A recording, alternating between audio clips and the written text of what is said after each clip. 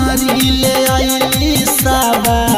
लाख वाली हाँ चुनरी ले आइली साबा लाख वाली पूजा करेली पूजा करेली पूजा करेली ललकी फराक वाली पूजा करेली ललकी फराक वाली पूजा करेली ललकी फराक वाली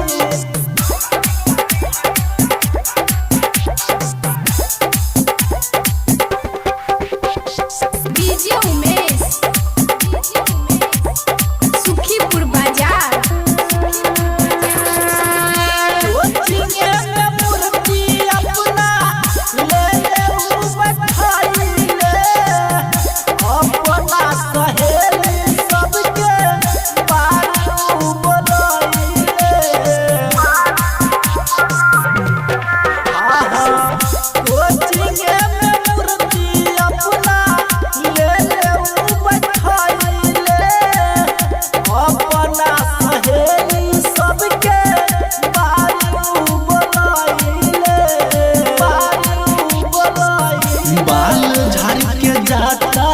गा के बाली हाय हाय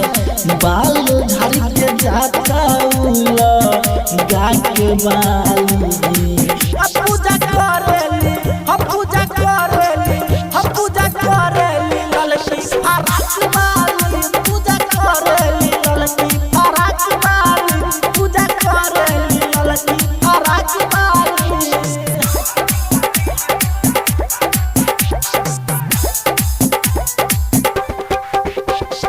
डीजे उमेश सुखीपुर बाजार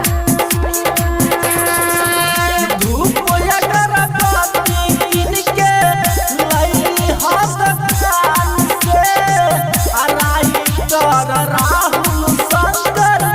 जी के पहचान से धूप अगरबत्ती किन के लैली हाथ कान से श्याम सुंदर सुमन जी के हई पहचान के हई पहचान परिसन लगेल दोनों आँख वाली हाँ परिसन लगेल दोनों चाप वाली पूजा करे